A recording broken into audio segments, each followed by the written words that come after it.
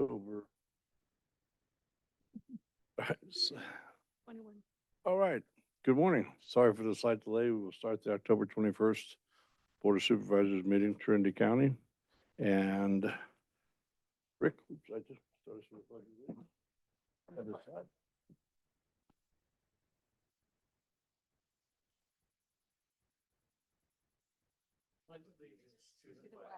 Of the United States of America, and to the republic for which it stands, one nation, under God, indivisible, with liberty and justice for all.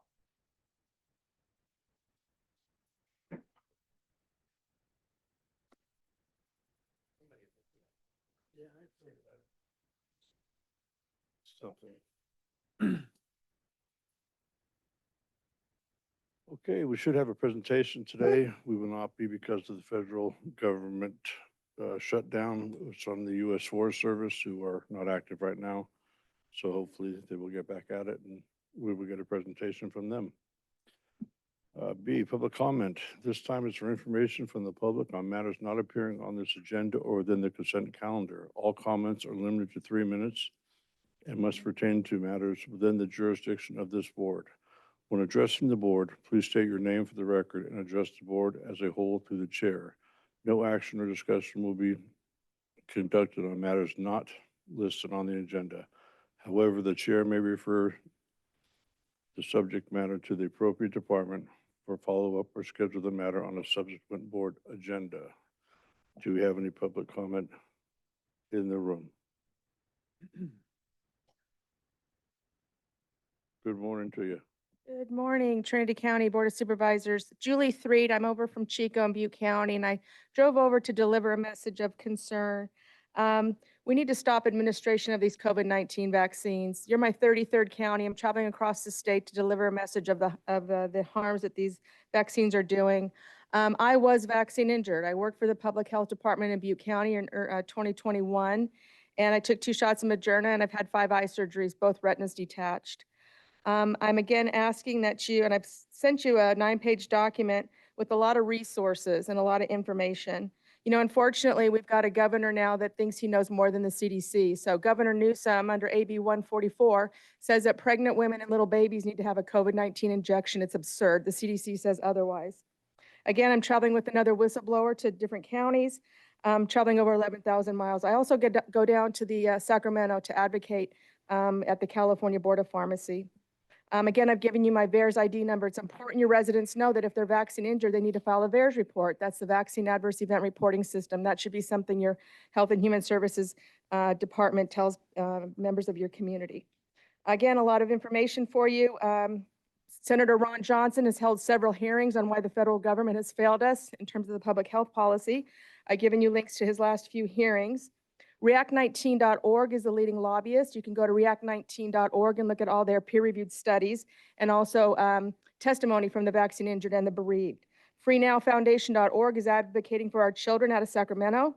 AmericansForHealthFreedom.org is a list of all the politicians who say these shots are dangerous. MilitaryAccountability.net, if you're a veteran, there's over 97,000 veterans that have signed a pledge saying these vaccines are dangerous. I've given you VAERS numbers. There's over 750 deaths recorded so far, my mom being one of them. The latest research, again, I've given you this, COVID-19 injections, harms and damages. This is a peer-reviewed study, just came out. Dr. James Thorpe, Dr. Peter McCullough are named on this. I'm just gonna read one of the statements from the abstract. Far from benign, these vaccines have unleashed profound harm, disrupting nearly every system of the human body and contributing to unprecedented levels of morbidity and mortality. From autoimmune diseases and cardiovascular catastrophes to pregnancy complications and aggressive cancers, the pattern of systemic toxicity cannot be dismissed as coincidental. Urgent scrutiny and accountability are needed. Last 30 seconds, the Alliance of Indigenous Nations International Tribunal is the first governing body to go on record saying that these vaccines are biological and technological weapons of mass destruction, according to the Biological Weapons Act, Terrorism Act of 1989. I'll read the last piece here in the last 15 seconds. We find there is a consequential degeneracy in the intrinsic value of mankind by those who have and continue to promulgate the application of weapons of mass destruction on humanity. COVID-19 injections are weapons, biological weapons, cellular weapons, poisonous weapons, technological weapons. Please stop administration in your Thank you very county. much for your comment. Thank you very much for having me.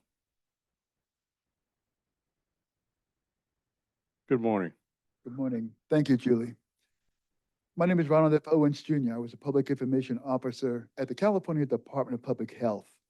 On April 14th, 2022, Department of Health and Human Services Secretary Javier Becerra said this regarding the COVID-19 vaccines, quote, "We know these vaccines are killing people of color, Blacks, Latinos, indigenous people at about 2 times the rate of white Americans." If you analyze Becerra's quote, he acknowledged more than 3 years ago that these vaccines are killing people. I brought this information to my management on several occasions. Unfortunately, they made it about the messenger and not about the message. I prematurely retired, immediately incurred a 55% pay cut, the difference between my salary and my pension. I'm not sharing this with you to toot my horn. I'm sharing this with you that I would not have risked a good paying job if I was not convinced that these vaccines are killing people. I informed your Board of Supervisors originally in July of 2024, July 29th, precisely, indicating my whistleblower story. And in that particular 5-page document, could be 7 pages actually, there are studies from Italy, Germany, Japan, indicating that these vaccines are killing people. Did you know that in Fresno, there is a nurse, Michelle Spencer, who's suing her hospital because that hospital has hid the fact that there has been a 400% fetal demise. That's a clinical phrase meaning that babies are dying because the mothers have taken the COVID-19 vaccine 1, 2, or 3 years ago. Did you know that according to Riverside County Sheriff Bianco, he shared with Julie Threaton and I back in June, that prior to the administration of the COVID-19 vaccine, strokes and heart attacks were sustained by his deputies in their 50s. Since the administration of the COVID-19 vaccines, he's having their deputies having strokes and heart attacks in their 20s. Look, you have a statutory responsibility according to Health and Safety Code 101025, which states that you must preserve and protect the public health. It's a responsibility to at least let your residents know that these vaccines are not safe and effective. I would urge you to direct your county health officer to stop promoting, stop administering, and stop distributing the COVID-19 vaccines. Thank you for your time. Thank you very much. Any other public comment in the room? Good morning, supervisors. My name is Matthew Scrimmager, and I'm a constituent in District 2 here in Weaverville. I'm an in-home supportive services worker for Trinity County and a proud member of SEIU 2015's bargaining team. I'm here today to urge you to address our county's caregiver shortage by raising wages for IHSS workers. I became a IHSS worker 5 years ago when my neighbors, a married couple, started needing in-home health care. The woman was diagnosed with breast cancer. As soon as we got her through that, her husband was diagnosed with prostate cancer. It's one right after the other. I've always worked in service with others. My previous employment for the county was at the Smart Center. That wasn't for the county, but in the county, Smart Center. And before that, I worked for the Health and Human Services as a social worker for Adult Protective Services, and before that, eligibility work. So so when they asked for help, it was always natural for me to say yes. I'm grateful to be their caregiver. I've become a better person in the process. I'm a much smarter, emotionally intelligent person today than I was when I started. The cost of living is rising all around us, from groceries to car insurance to health insurance to electricity. Even with Covered California, I struggle to keep up with my medical costs. And I know I'm not the only IHS worker who's experiencing this struggle. $17.85 an hour is nowhere near enough to keep up with the cost of living. And because of this, Trinity County cannot retain our caregiver workforce. IHSS workers are leaving the profession or even our county in order to pursue higher wages.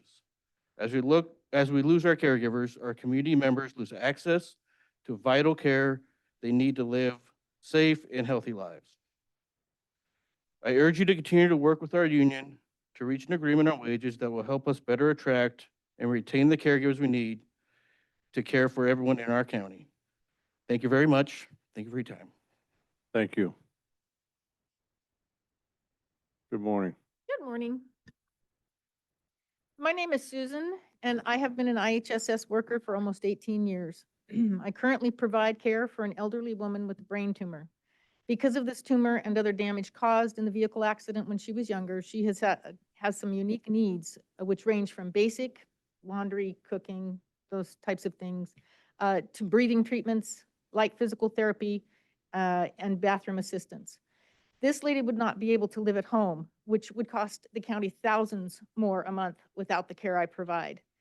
And because of our low wage, basic necessities are unattainable. I've had to decline medications for myself and put off surgeries, which are taking a toll on my health. Just food and utilities are getting up there, as everyone I'm sure knows. Seems like everything goes up but wages.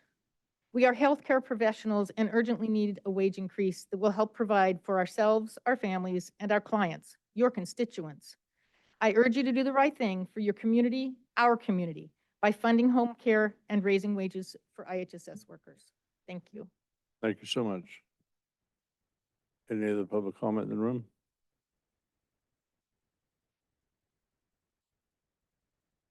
Dan, good morning. Morning, Liam. Chair, board, staff, nice to see everybody.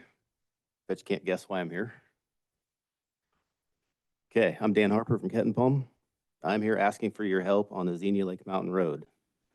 The Ruth, Van Duzen, Hettenshaw area get repair and maintenance regularly. The Ruth crew comes out to Xenia and does repair and maintenance on the Ruth Xenia Road, the Xenia Bluff Road, and the Peak Road, but nothing on the Xenia Lake Mountain Road. Based on the county budget for 24-25, there's a road maintenance budget of $7,655,000. Divide that by 692 miles of road in your jurisdiction, and you get $11,634 per mile. So Xenia Lake Mountain Road is 24 miles long for a total of $279,000 a year, give or take.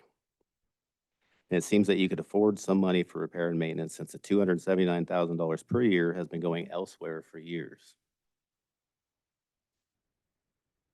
I'm not sure the exact math behind it, but part of the road maintenance money received from the state is based on the amount of miles that you claim to maintain. So you have been collecting on this 24 miles for years without applying money to this road. So think of us on Xenia Lake Mountain Road when you're traveling the last 10 or 20 miles towards home without physically losing parts off your car. Thanks, guys. Yeah, thank you. Any other public comment in the room? Good morning. Morning, Board. Leticia Guerrero. I have the opportunity to work with these amazing members in your community, and I'm at the bargaining table with them.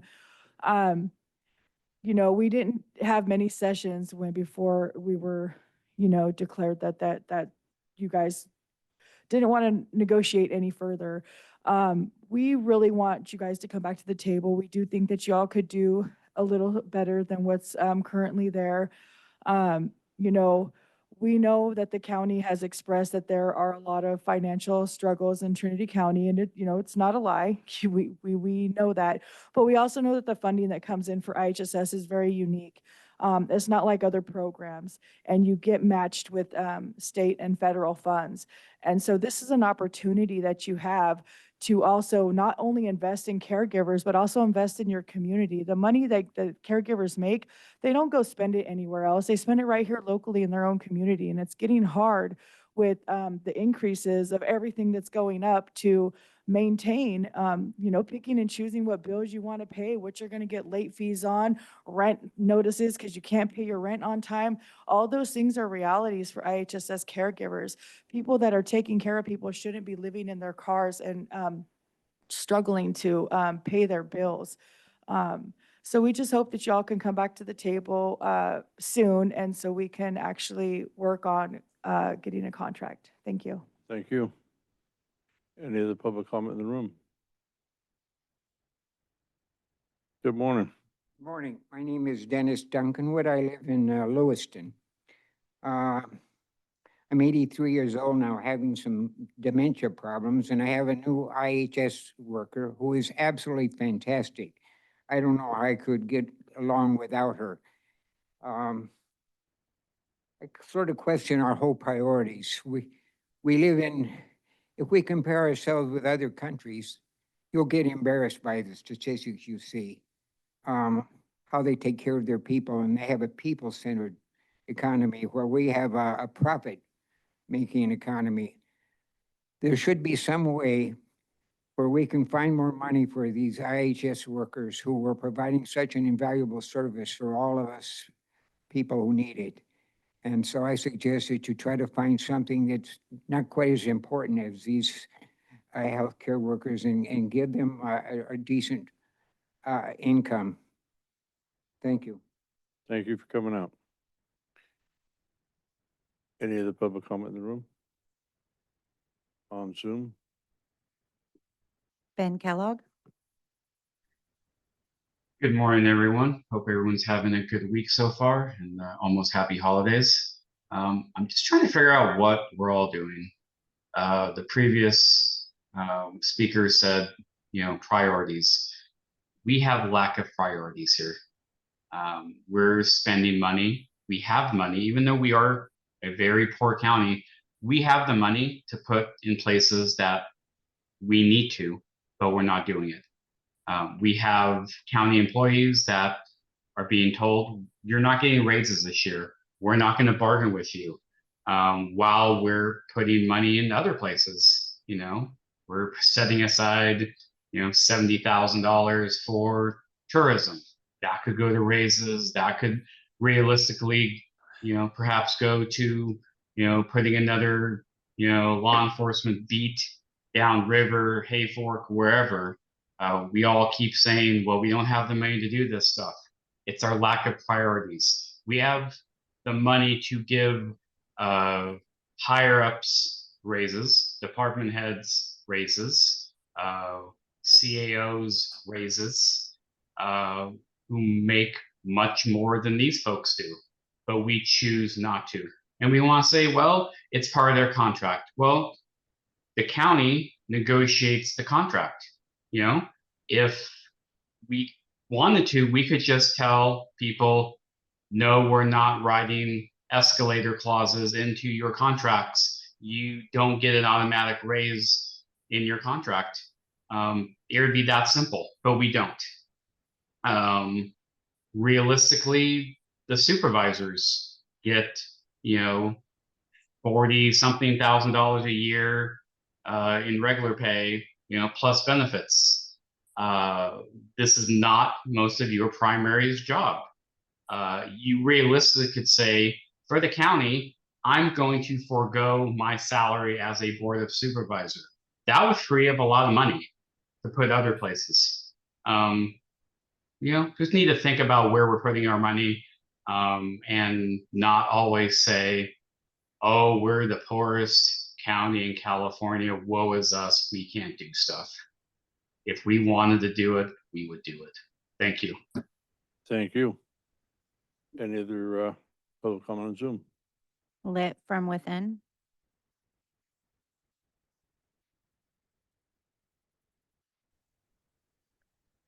Morning, everyone. Vidette Vanderwide from Lewiston. I have to come in and chime in after the comments that we've heard so far. I want to kind of reiterate some of the things that I've observed since our last meeting.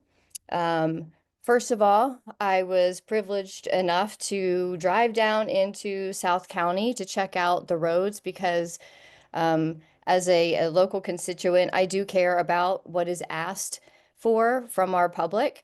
I'm listening, I'm observing, and I've heard many people ask, and I've heard Commissioner Harper ask several times to come take a look at their roads.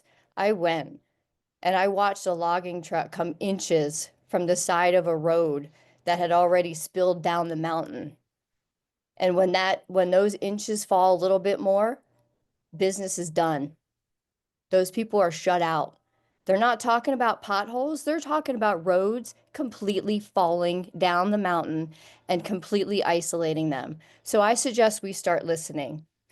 The other thing I saw from the last meeting, I saw members of the public show up, giving us caution from another county, giving us caution for our county on an interim, I believe it was an assessor that we were talking about. And I watched 4 out of the 5 board of supervisors all vote to not take a relook at that position and what you've just hired and what you've just committed us to.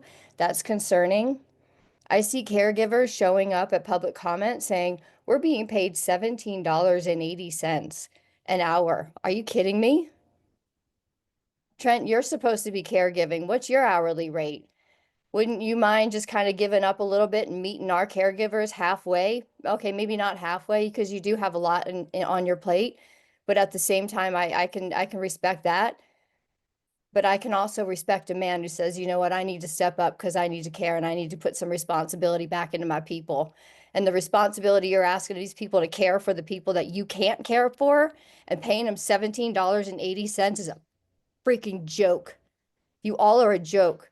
The corruption starts in the mind and the public is calling you all out, not all of you, but majority of you sitting up there collecting easy paychecks, not knowing what it's like to really hustle and actually build something from scratch on your own. You're just sitting up there taking our tax dollars, ignoring what's being said. I'm calling the public right now. It's time to put the pressure on because the corruption is coming to the surface and we're watching it. We're seeing it. You're revealing yourselves. Thanks for listening. Thank you very much. Any other public comment on Zoom? I show no other hands.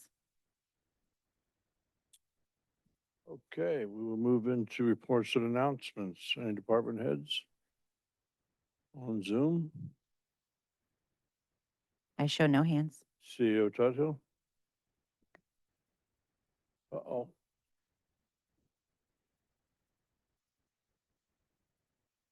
Good morning, Liz.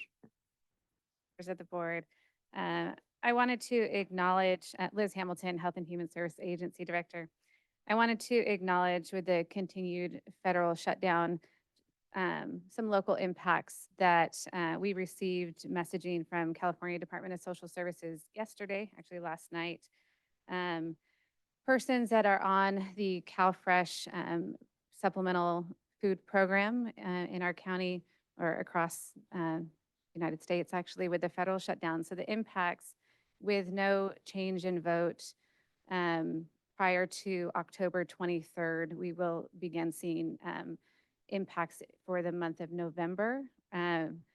Right now with CalFresh, benefits were issued for October, and those are good to be spent in the month of October. At this point, there will be a delay with the continued shutdown. No November benefits are slated to go out as of today, subject to change with every day as votes are being reviewed. And so California Department of Social Services will be messaging beneficiaries directly via text message, email, phone, however they are signed up. Those messages will go through. Should the federal shutdown continue, there are other safety net programs, of course, that we will begin evaluating impact, a local impact, and I will bring you updates. Right now in the CalFresh space is what I'm reporting on today. Emergency food and senior food boxes, those are stable through the end of December. But other programs that we are paying attention to would be foster care, the federal portion of foster care payment, adoption payment. Again, these are the federal portions, not the state portions. In-home supportive services, IHSS program, child care development funds, and then women, infant, and children. So these are safety net programs that are heavily utilized here in Trinity County. And I'll keep you updated on those, CalFresh just being the main talking point right now. I'm happy to answer any questions that you have on that. We have just over 3,000 persons of our county enrolled in that program.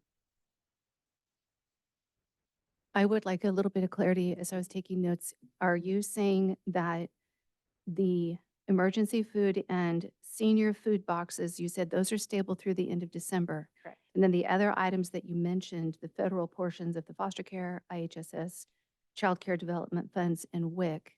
Are on a watch Those- list. Mhm. Okay. Yeah. All right. But then you Because were also, quarterly payments have already gone out, and so there's a lot of stability through those programs through the end of the calendar year, through December 31st. So I feel confident in that information won't change, but beyond that, we'll be evaluating. So I'll keep you posted on that. Thank you. I'm just wondering how are we notifying recipients So of what might be coming their way or not coming their way? So the state will be notifying beneficiaries directly. So, and then we are working on local press releases, and then speaking with members of the public as they call in or as renewals are coming due for the months of November, December. Those will be personal conversations that our staff have with members of the public. We are still receiving applications for these benefits. We have been given instruction to still process kind of status quo as normal, or anything new that comes in, we will take and hold, and then hope that our federal government comes up with a resolution sooner than later. Yeah. Thank you. Any other comments on the board?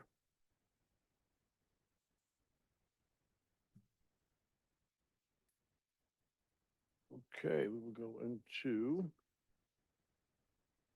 first members of the board. CAO. Sure, I've got a couple items if I may. Fire away. Our environmental health has been leading a charge on a potential grant application with the California Department of Fish and Wildlife, the Cannabis Restoration Grant Program Office, for nuisance property cleanup efforts on public properties. We've had a few meetings with the Department of Fish and Wildlife and are now in the process of scoping a specific planning grant application, which will then go towards a sizable implementation grant, and we'll be submitting that initial planning grant application here in the near future. Environmental Health has also led the way with Cal Recycle for a grant we applied for last week for illegal disposal on public property sites in the Hayfork area.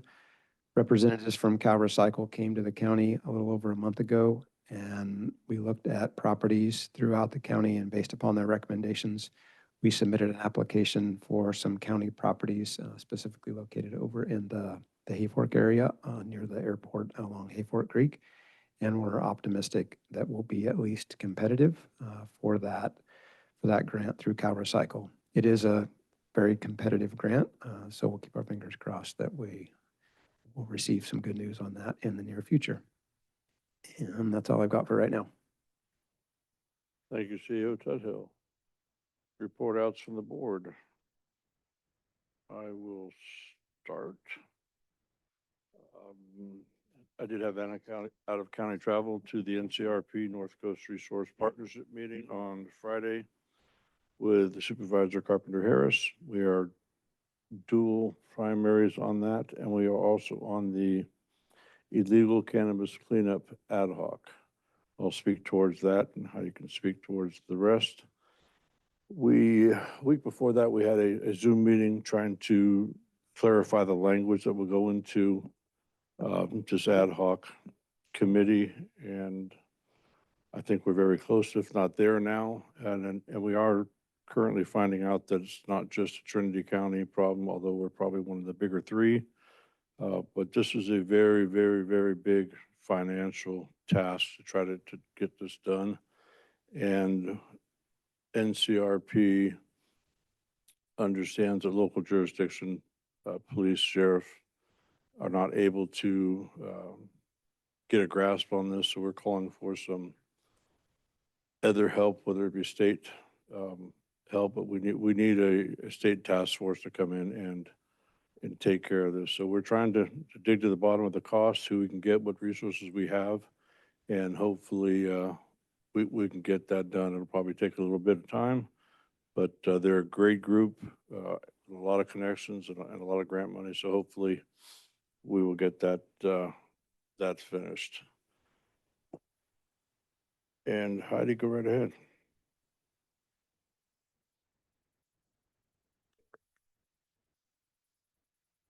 Thank you, and good morning, everyone.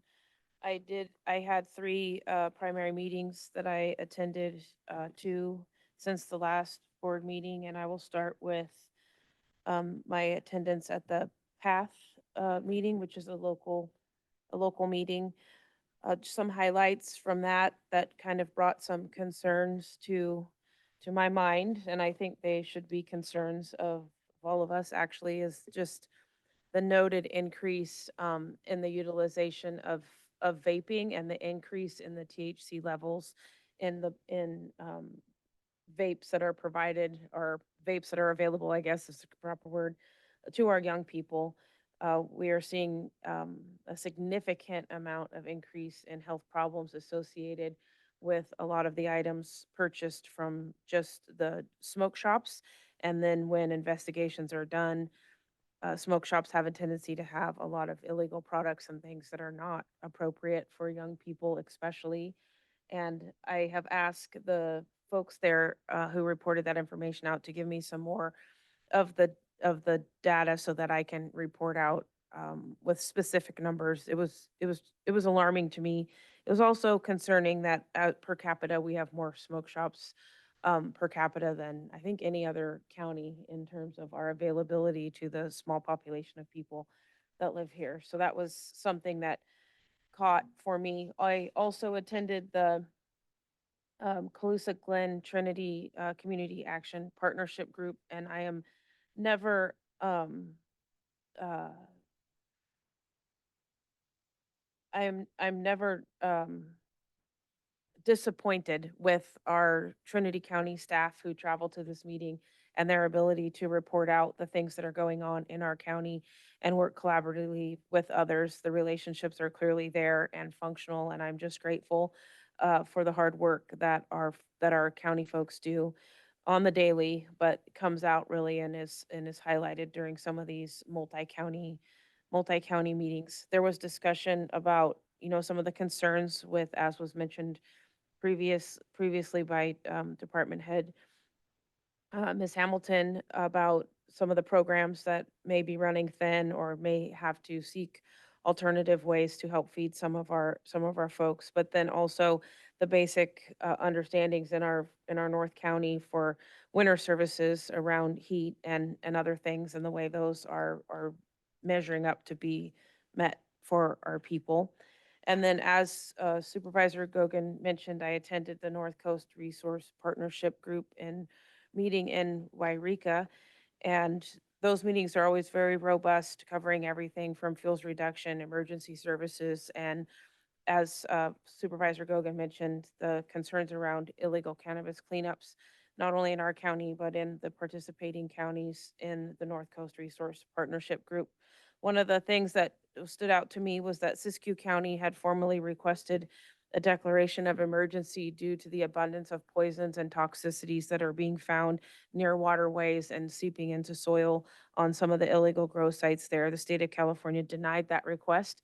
Siskiyou County has asked if possibly in the future, the counties who are sitting on this ad hoc, as we recognize that we all have problems, perhaps we could request that increase or that declaration of emergency together, hopefully providing more voices to the song. So those meetings were all attended by myself, and I, of course, am constantly fielding concerns from constituents. And I do just want to speak towards some comments that were made in public comment. I think we get 17.30, is it 17 like 34 an hour for our work as on the Board of Supervisors. And then I know for myself, I think my share of my health care is roughly, it's in the $800 zone per month. So any manifestations of one's mind that we are sitting up here making extraordinary amounts of money is a delusion. And oftentimes, especially in out of state and even out of county travel, the cost of these meetings and the events that we are required or not necessarily acquired, but it's advantageous for us to attend because of the collaboration that occurs during those. Our reimbursement for travel in, especially in meals and so forth, is a lot less than the going rate. And so we subsidize those events ourselves out of our own money. And I do not take this job lightly. I am not uh,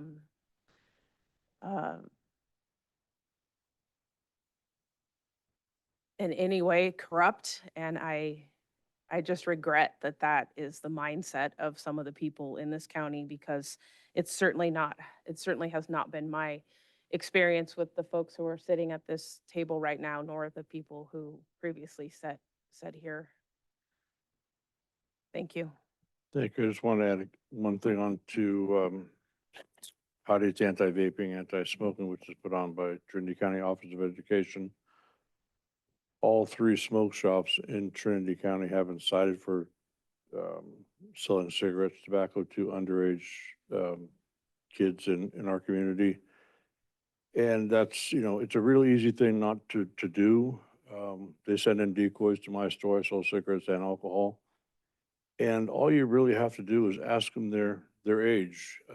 We all look at their ID, but they'll send somebody in that looks like they're 25 and they're 21 and a half. When you ask them for their age, they have to state their legal age. And if it doesn't match up to be 21 years old, you don't sell them the product. So it's not hard to figure out. It's not hard to do. It's very simple to do. And to find out that all 3 of ours just in Weaverville here have sold cigarettes or other items to underage kids is alarming. We do not make $40,000 a year. I assure you of that. And we work hard at this. I think all of us are on probably 10, 12 different committees. We travel all over on our own time, taking our own days off. This is by no means a part-time job. We all have other jobs, which means we all work 40, 50, 60 hours a week. So I don't know where the 40,000 came from, or the part-time, or how easy it is, or even if whoever would like to give back their salary, if they do become a supervisor, we would certainly take them up on that. Thank you very much, Supervisor Lutweiler. Okay. I think that the folks are often not aware of a lot of things that supervisors do, and so some of my update includes those items. I know several supervisors participated in a red ribbon poster contest. This is something put on to help our kids learn about living drug-free, and so it's great for an opportunity to pretty easily contribute to that process, and I'm pleased that the organization Human Resource Network puts that on just to help raise that awareness, because it is a big issue for us. The same group hosted a candlelight walk to support domestic violence victims, and that took place last Friday evening, I think it was. Pretty good turnout for that. It'd be really nice to see more folks, but it was still a great walk up Main Street with the purple shirts, purple scarves, and purple candles. It's a great opportunity just to try to raise awareness for something that is a very significant problem. Participated in the Behavioral Health Advisory Board meeting, and we continue to work on some key things, including just trying to make sure that we have the right best focus. We also talked about ways that we can increase active membership, so we may be coming back with more on that in the future. Participated in a workshop, community workshop, focused on cannabis tourism. We've heard in this room before from Brian Applegarth, who founded some of the work done in that area, and also from Dana Hauser, who is the chair of the Hayfork Chamber and also recently launched a cannabis tourism focused initiative that received strong recognition and awareness. But this group is basically working towards how can Trinity County benefit from cannabis tourism in the future. California Jobs First had a regional meeting. This was down in Anderson.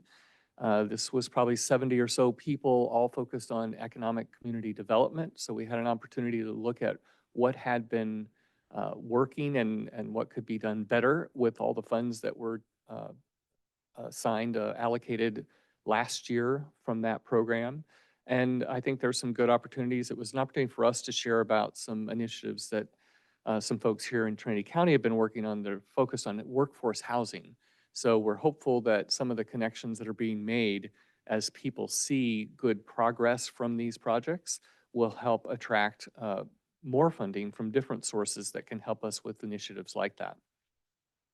And then following that, we had a workforce housing information sharing session where we met with a group out of Oregon and a group out of Maine who have both started nonprofit-based initiatives that work in different ways, but different but similar ways to create more workforce available housing in recognition of just how big of an issue that is across not only the county, the state, but across the country.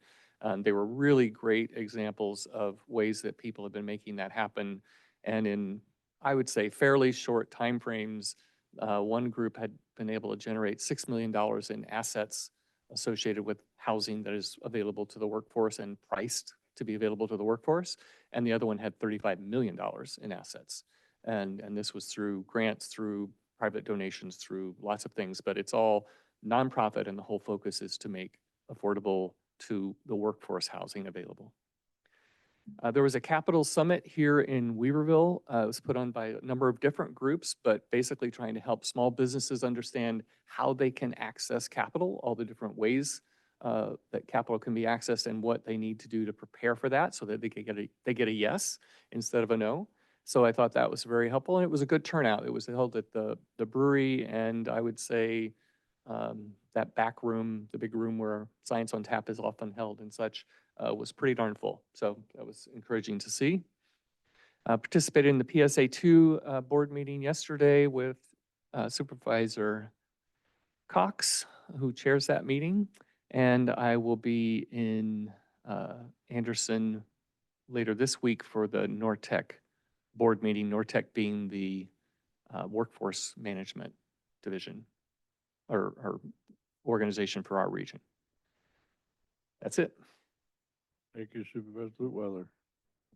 Supervisor Brownfield, please. Good morning. So quiet on my front. I've got a couple of good meetings coming up. I'm going to be meeting with Post Mountain PUD to discuss their progress on their public utilities district there with their roads and a lot of other issues that they've got there. So so that will be a really good catch up, and then LAFCO will follow that up, and hopefully we can move them forward in their PUD. I continually meet with my own constituents. I think that is my biggest and most important task right now, is to feel out exactly what it is they want, they need, and roads have been it, so that's what I'm after. But there are a couple safety and issues, and we're working on those fronts with the Sheriff's Department and legislation, and so I think we're moving in good directions. Thank you. No out of state, no out of county. Thank you very much, Supervisor Cox.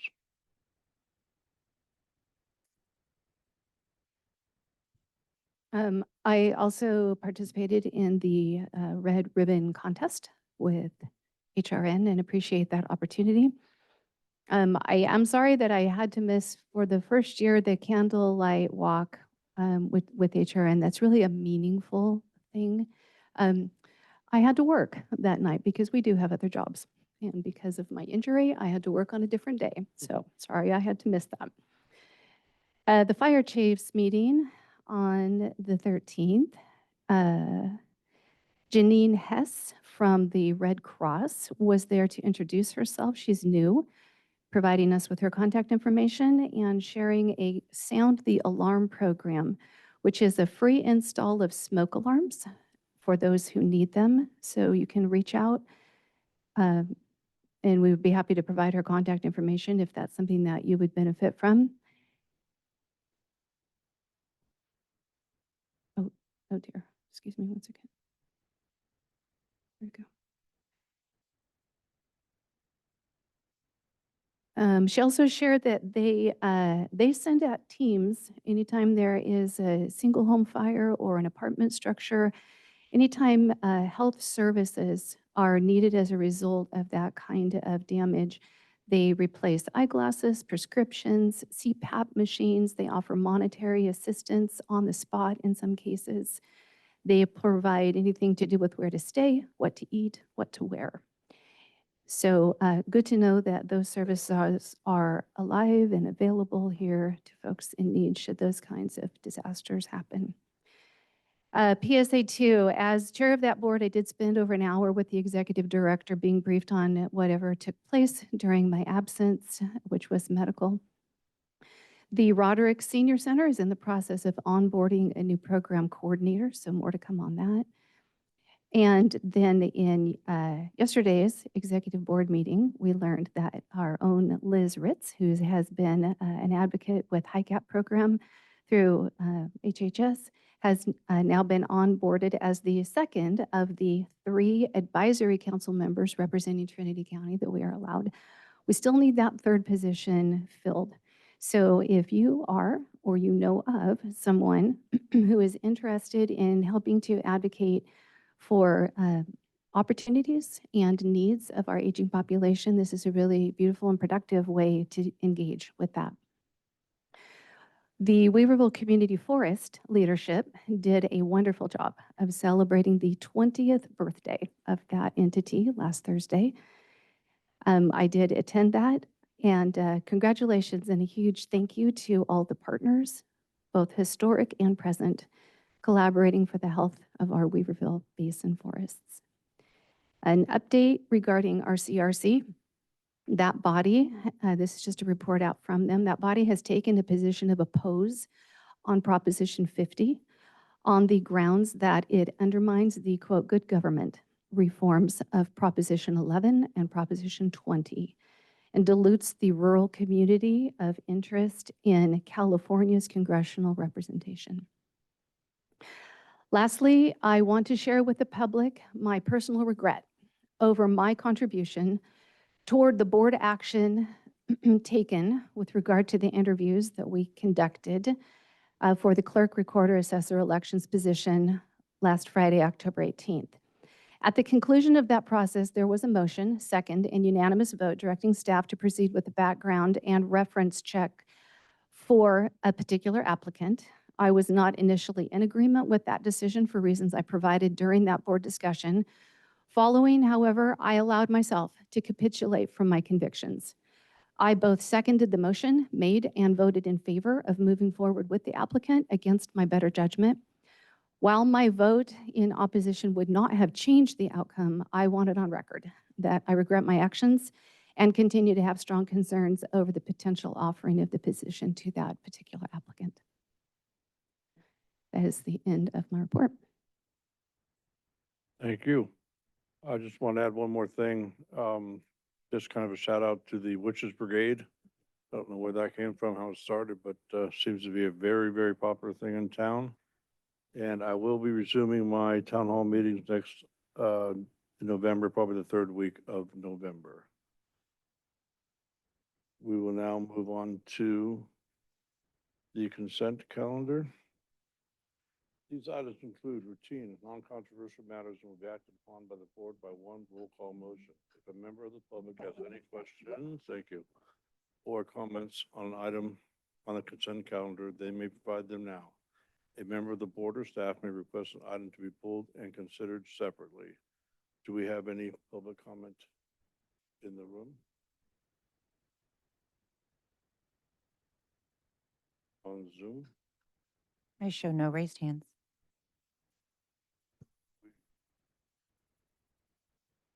Would we as a board like to pull any of the items? I'd like to pull D5, please. Jill Cox will be pulling G5. We take a motion on the rest of that consent calendar. I will make a motion to approve the remaining consent calendar. I will second. Supervisor Gogan, Aye. Supervisor Carpenter Harris, Aye. Supervisor Lutwiler, Aye. Supervisor Cox, Aye. Supervisor Brownfield. Aye. Okay, we will go back to D5, which is pulled by Joe Cox, Supervisor Joe Cox. County Administrative Office adopt a resolution which waives CUPA fees for Trinity County volunteer fire departments. Is there any comment in the room? Or on Zoom? I show no raised hands. Supervisor Cox. So the reason I pulled the item is not because I am at all in opposition to it. I spent over a half an hour with our environmental health director yesterday, just more deeply understanding, where did it come from? I noticed that Supervisor Lutweiler put it on the agenda. I had a conversation with him as well, learning that this came out of some conversation at the fire chiefs meeting. The only reason I want it pulled is because it does involve general fund dollars. And in my opinion, that's something that should at least be made mention of, the reason that we're putting this money where we're putting it, if that ends up being the desire of the board. And so this is to assist our volunteer fire departments in fees that they have no control over, that they must pay both county and state fees in order that things like a fuel tank that needs to be registered with the state and inspected and made certain of the safety of the storage and operation of such should not come at expense to them. They are here working on bake sales, donations to protect all of us. And so to have something that they have no control over that needs to be paid, I'm very much in support of it, but I feel like the public needs to recognize that we are making a decision that does involve general fund dollars. Thank you. Board have any questions on that? Move to approve as presented. I'll second. Supervisor Cox. Aye. Supervisor Lutweiler. Aye. Supervisor Brownfield. Aye. Supervisor Carpenter Harris. Aye. Supervisor Gogan. Aye.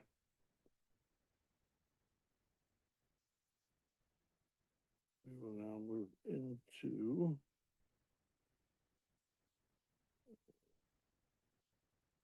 county matters. These items include non-routine or controversial matters and are listed alphabetically by department. A member of the board, staff, or public may request that an item be heard out of order. There is only one item, E1, community development, planning. Receive a presentation and provide direction to staff regarding the HCD housing, pro-housing designation program. Good morning, Drew. How are you? Good day, Chair, Supervisors, Drew Plavani, Interim Planning Director. Doing well. So this morning, we have a presentation from Ryan Lester, who's part of the Mentor Harnish team. You guys might remember him from, the housing element and those types of things that have happened in the past. I'm just going to give a little introduction and then turn it over to Ryan, who has a PowerPoint presentation. So essentially,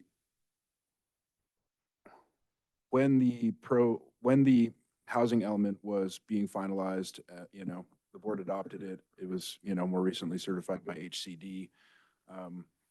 We were looking through, potential grant funding sources and came across the pro-housing designation program and the pro-housing incentive program from California Department of Housing and Community Development.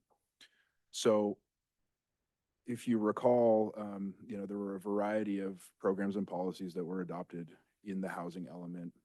Two specific ones that I want to point out are HE3, which essentially the board approved doing necessary updates so that the housing element is compliant with all of current state housing law. And then program HE1 was really to coordinate with HCD and figure out some funding sources to be able to accomplish the goals of the housing element. And so the request today is for you to direct staff to pursue the pro-housing designation. And so we're basically just asking that you give us the approval to move ahead with the necessary zoning code updates so that we're compliant with what's already been proposed to be implemented throughout this seventh housing element cycle. One thing I want to clarify is the benefit from the Pro-Housing Incentive Program is for very low, and moderate income housing developments, pre-planning and implementation of those objectives. If you look at the adjusted median income in California, and you look at the adjusted median income in Trinity County, the majority of our constituents fall well below the 120% of the adjusted state median income, which is what then creates the moderate income category. And so pretty much everything that we would be doing in conjunction with this would benefit potentially the majority of our constituents. Also want to point out that in terms of, low income housing, one of the benefits that we see currently from the limited number of low income housing projects that we have are senior centers. And so I'd like to think that, the board and all of the constituents are supportive of, those types of projects, which, in many ways support population in our county that is in need of support. It also ties back to, I think some of the objectives that Supervisor Lutweiler mentioned related to workforce housing and things like that. So with that, I will turn over the presentation to Ryan Lester from Inter-Harnish, and I'll be here if you have any questions for me. Thank you. Sure, thank you. Hello, I just have a presentation to share here.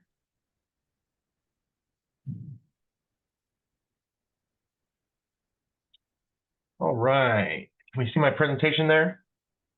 Yep. All right, thank you for having me today to talk about the Pro-Housing Designation Program.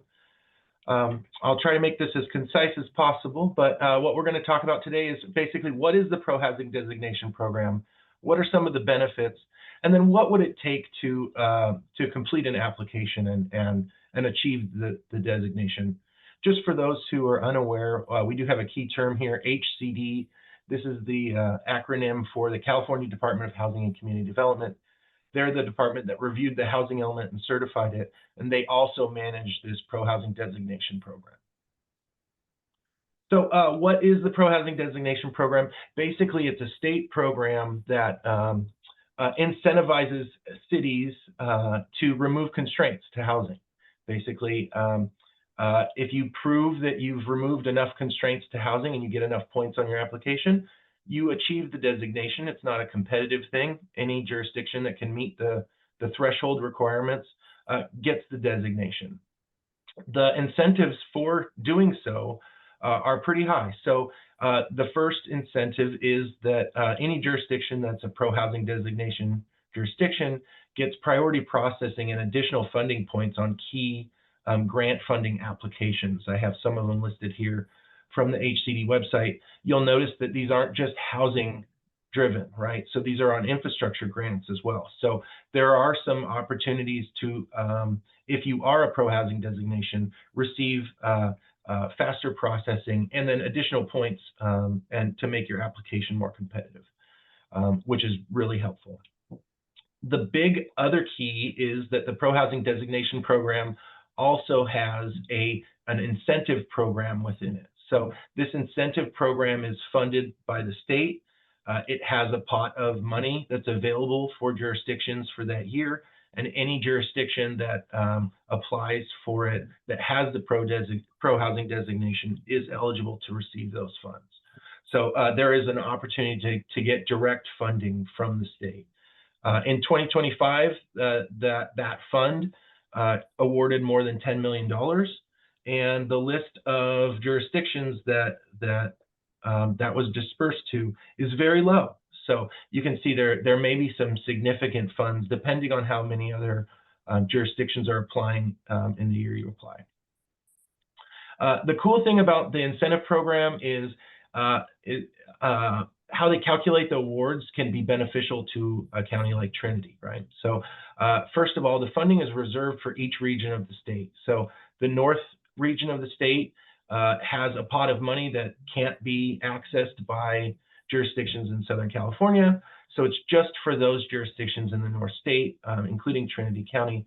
That funding is available until it's depleted. So it is important that that funding is held just for your region. But also it's important to note that there aren't very many pro-housing designation cities or counties in that region. So your application is more likely to achieve that funding because there's less jurisdictions that have pulled from it, right? So you get a base award. So they figure out a base award for each jurisdiction eligible, but then they also offer you a bonus award. There's some discrepancies about what the total of this. I have 10,000 here. HCD's site has a discrepancy in the calculation, but as I understand it, you get $10,000 for each point you receive on your application. You have to achieve at least 30 to get the designation. So, you know, we're talking about $300,000 minimum just for the bonus award if it's available. So these can be some significant chunks of money that you can use for implementing your housing element. One other thing to note is that HC told both county staff and myself directly that the first time you receive these funds, the first time any jurisdiction receives these funds, they try to funnel some extra money to that jurisdiction to cover the time and costs related with the application process. As we'll get into it later, the application is a little bit complex and it does take some time. So they want to acknowledge that the first time you do it, it's really hard. And they try to give you some extra funds to cover those costs. So what can you use that funding for, right? That's the first question I have. What can we use it for? Well, there's a lot of things that you can use it for. You can use it for pre-development, development, or acquisition of affordable housing. Pre-development means, you know, if you have an affordable housing provider that likes a site and wants to build there, but they need assistance with connecting the roadway or connecting water or sewer infrastructure, you could actually use that money to benefit that housing, that housing development itself by funneling the money towards those infrastructure improvements, right? As long as there's a nexus directly to housing, that seems to be the tie.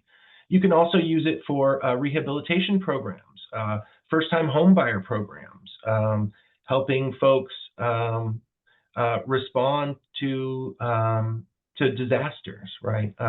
You can use it for to support affordable rental housing or ownership opportunities up to 120% of the AMI. So this goes back to what Drew was saying. The AMI and the actual median income in the county is a lot lower than the statewide eligibility, the statewide criteria they use for eligibility. So the AMI that the state uses for calculating affordable rent and things like that is actually much higher. It's almost $90,000. So up to 120% of that, you know, we're talking about, you could be helping households that make up to $100,000 a year. So that covers a lot of the county. So there are opportunities to use this to create workforce housing for, you know, every resident. Accessibility modifications. You could use that money to help folks stay in their homes for longer and to age in place. And then as well, financial incentives directly to encourage affordable housing. So the gist here being that there are a lot of uses that you can use this for. Basically, anything we said we wanted to do in the housing element would likely be covered.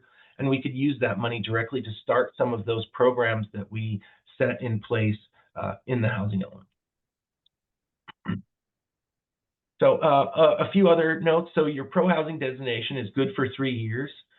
Every 3 years, you have to reapply. The reapplication is a lot easier because you've already said, hey, here's all the ways that our zoning code complies. And unless you've changed those, they haven't changed. So every 3 years, you do have to submit a new application. But any jurisdiction with the designation can apply for that, that incentive program funding. Currently, there's less than 75 pro-housing designations statewide. So there isn't a lot of competition for these funds. The available 2026 incentive program funding, the application deadline is March 31st. HCD really encouraged us to try to get in before that application deadline, simply because there are so few jurisdictions pulling from the regional fund that's available to the county. And once again, as I said, the statewide fund, there's $8 million available in 26 alone. I will say every year, the incentive program in August releases a notice of funding availability, and those applications are due the following March. So this is, the incentive program is refunded every single year. So I want to give an idea of what it would take to achieve the designation. So first, we do have to have the county adopt updates for zoning to the zoning ordinance to ensure consistency with state law. This is just a requirement to be eligible for the program. You have to have completed all of those state law consistency updates in your housing element. Those are mentioned in program 3 in the housing element, as Drew mentioned. And those are things we have to do anyway by state law. The county's required to do those things. And the state could actually start an enforcement action if you don't. Doing this program just gets us to doing those a little more quickly. We technically had a year from certification to do those, and Drew and I and Angel have been discussing those and working on drafting those ordinance updates. We can actually get those done quicker. Then the next 2 steps are completing the pro-housing designation program application and completing the application for the incentive program. And I'll give some basics so you understand the workload involved with that. So the pro-housing designation application, most of the aspects of this are pretty easy. The one time-consuming part is that we have to connect all of the county's housing policies that we think are eligible and apply. We have to fill out this large spreadsheet and justify why we think they apply to each category. And then that goes through a round of review with HCD. So there's significant coordination needed with HCD. Also, in drafting the application, some of the housing element programs were designed to in a way that the details of the program were given in like a menu option rather than here's exactly what we're going to do. We don't know exactly what we're going to do. So there's some options in those programs. So we would have to coordinate with the county, with county staff on what are those options we want to pursue. And of course, anything that we plan for implementing those programs would be released to the public for public review as well. So this brings actually an opportunity to draft some potential details for those programs and then to get public review on those pieces. You'll see across the bottom, these are the categories where we can get points on the application. So favorable zoning and land use, this would be showing that things like if you allow duplexes and triplexes in low density areas, you can get some points. If you provided extra capacity in your housing element to meet the RHNA, you get a lot of extra points. And you may remember that we actually did that for Trinity County and included significant additional capacity. So the county would get, I think, at least 5 points for that. Then accelerating housing production timelines. So this is where we look at your processes. After we complete the general plan, if we use the program EIR to serve as the CEQA for projects that meet your general plan and zoning, you can get points. If you prioritize affordable housing applications, you can get points, things like that. Reduction of construction and development costs, anything you can do to reduce fees or assist with construction and development costs, there's a number of categories. Those things would apply for points there. Providing financial subsidies, so things like subsidizing shelters or transitional and supportive housing gains points there. So you can see how we have to go through all of the county's processes and policies to try to figure out where we can get points. So it is a little time consuming to do the application. That's honestly the hardest part. We have done an initial evaluation based on existing policies and the housing element. And just based on that initial evaluation, it seems pretty clear to me that the county has sufficient points to achieve at least the 30 that are required.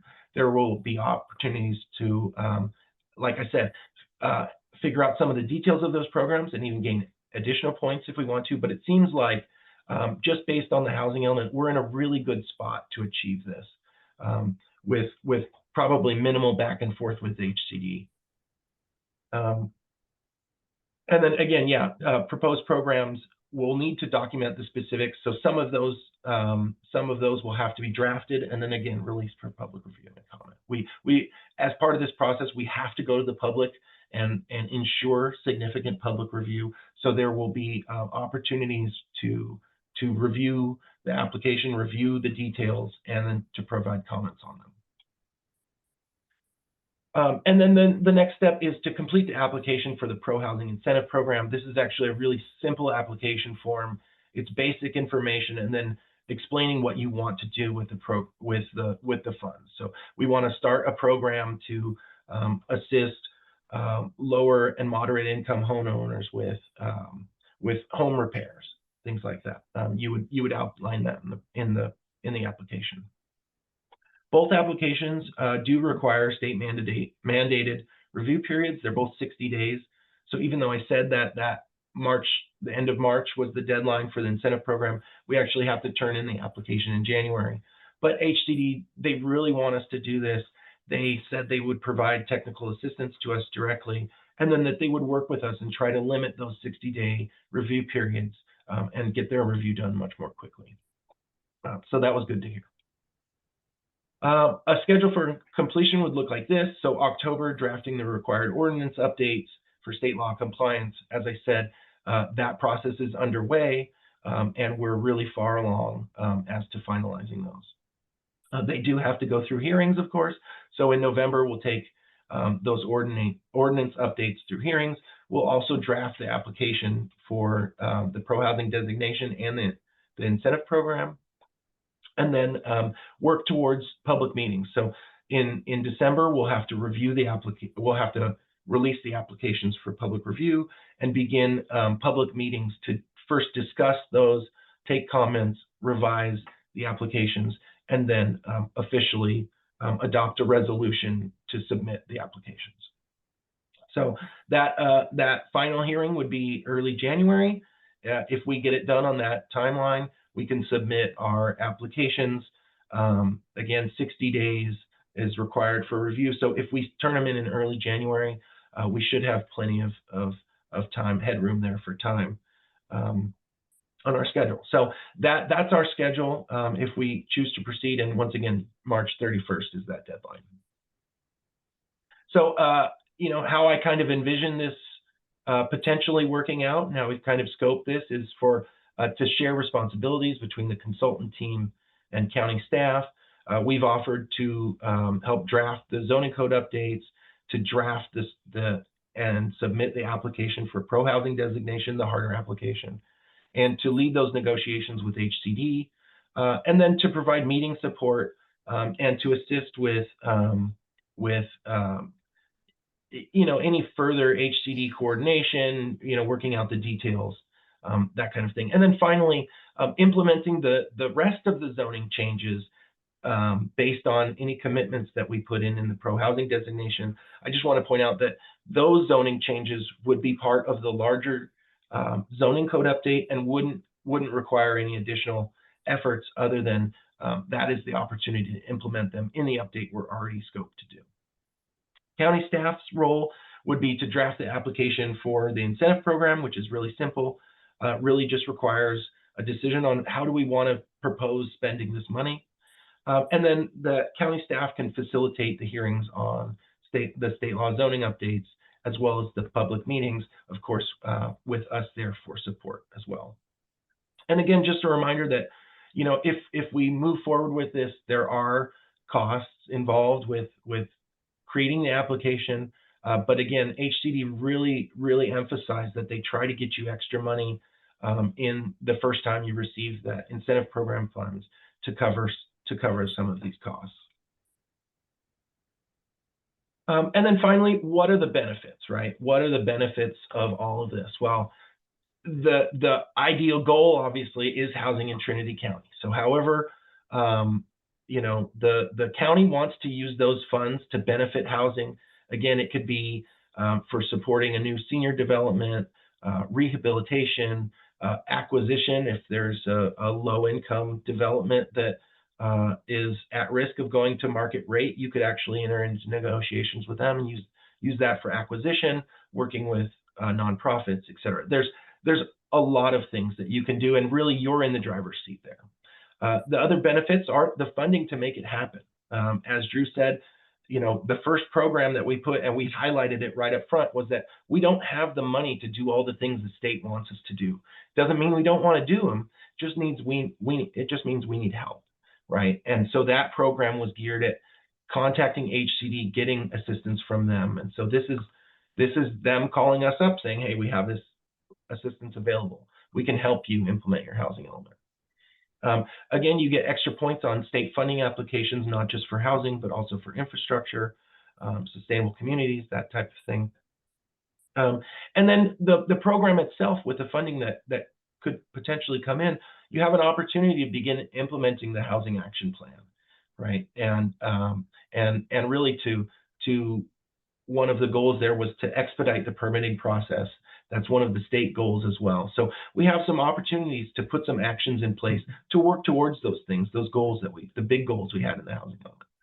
And then finally, a big benefit, HCD technical assistance is available. Without this, it would be really hard to complete this application. They are willing to kind of be like a team member with us and to help us complete and follow through with the application. So with that, I just want to say thank you for having me here. And, I'm here to answer any questions you have.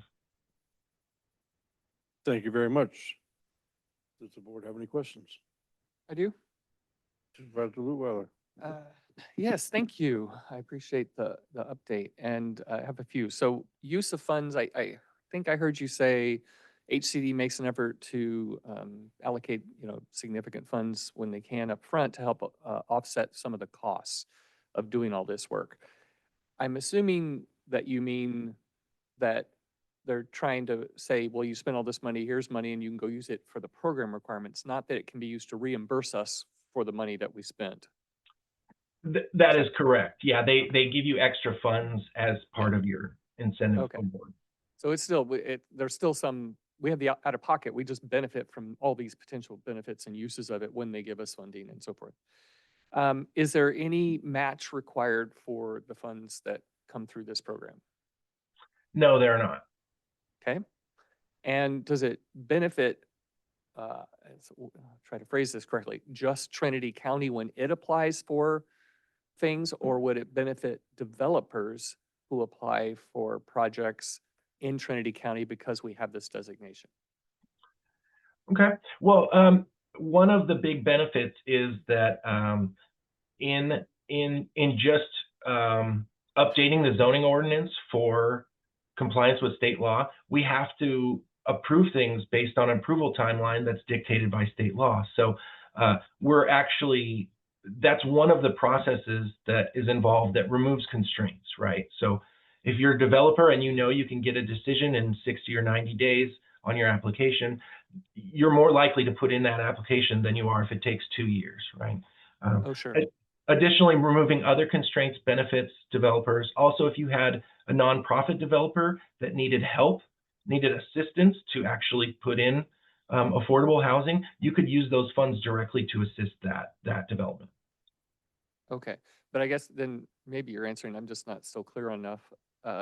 Is it only the county that can apply for the funds and benefit from this designation?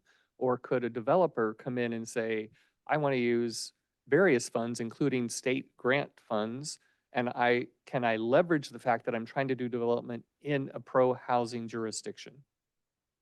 Yeah. Okay. I think I understand now. So the funds are for the county. They are that the housing designation is for the county.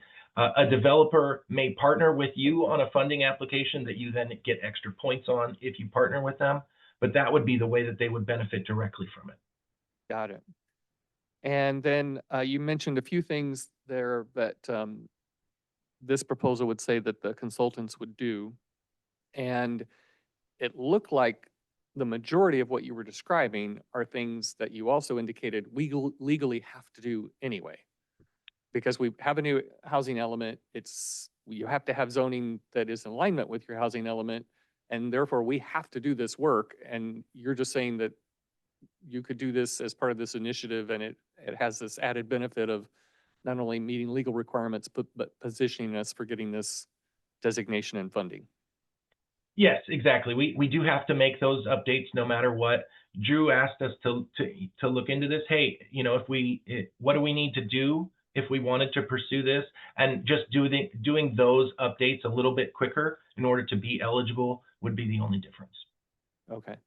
And would work like that proposed in this be able to be funded by the general plan funds, or does it? Yes, that's what I'm seeing a nod. So yes.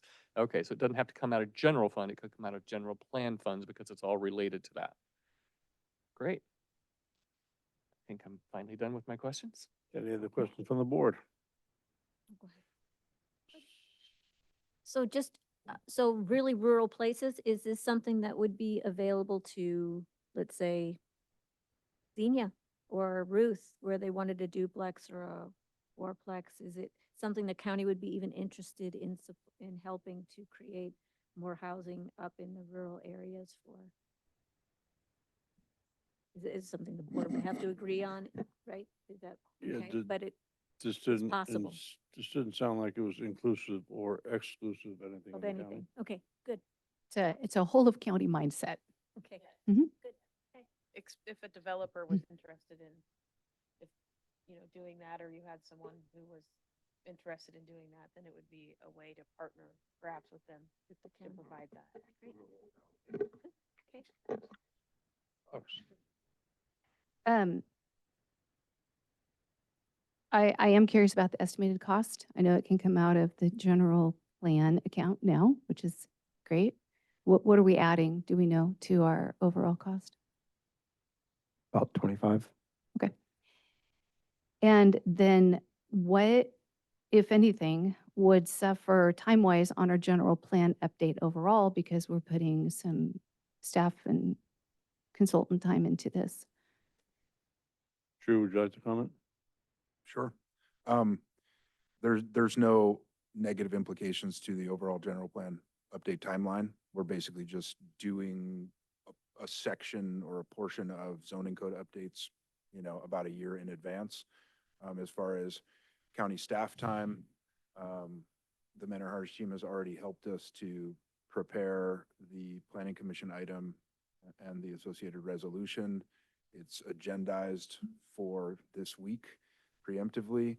So if you guys give us the go-ahead, then we've pretty much already done the majority of the work that county staff will have to engage in, with the exception of the time spent on public hearings, you know, for review by planning commission, and then 2 hearings at the board. And then the pro-housing incentive program application, which shouldn't be too time consuming. There will be some additional time, probably that makes sense to have discussion with board as we go forward in figuring out exactly what we want to identify for use of funds. So if that answers the question. Yeah, it does. I'm not seeing a downside, but I'm curious, why then are there only 75 pro-housing designations in the state? Anybody know why so few? I can speak to that if it's okay. To be honest, many jurisdictions, they produced a housing element that was just trying to meet the minimum of state law. If you do that, you will have a very hard time achieving the pro-housing designation. With our housing element for Trinity County, you have some unique circumstances. So there were some opportunities for us to, like as I said earlier, include additional sites in the sites inventory. On the application, we get a lot of points for that because we went above 150% of the arena. Most jurisdictions did like maybe 110%, 115, because they're so limited on land and they didn't want to encourage multifamily further, perhaps, or rezone. So they don't get those points, and it's really hard to achieve the 30 points needed if you just did the basics of state law.